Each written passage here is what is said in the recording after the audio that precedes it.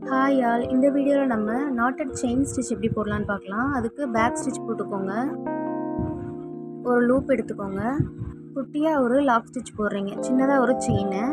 Again அந்த loop எடுத்துகிட்டு போயிட்டு மேலே உள்ள லூப்போட எட்ஜில் கனெக்ட் பண்ணுறீங்க. பண்ணி அதை வந்து ஒரு லாங் லூப்பாக எடுத்துகிட்டு வந்து நெக்ஸ்ட் செயின் கொண்டு வரீங்க. திரும்ப ஒரு குட்டி செயின் போட்டுட்டு திரும்ப அதே த்ரெட் எடுத்துகிட்டு போயிட்டு மேலே உள்ள லூப்போடைய எண்டில் கொடுக்குறீங்க. திரும்ப ஒரு லாங் லூப் போடுறீங்க.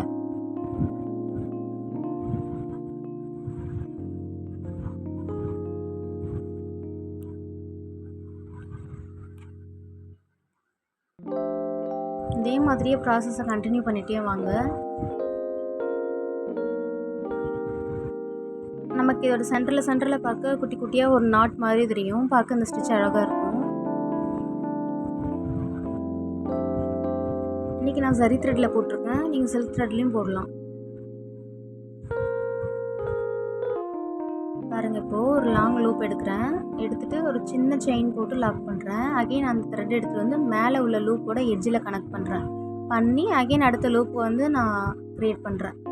இதே மாதிரியே ப்ராசஸை கண்டினியூ பண்ணிட்டு வந்தீங்கன்னா உங்களுக்கு நாட்டட் செயின் ஸ்டிச்சு சூப்பராக வந்துடும்.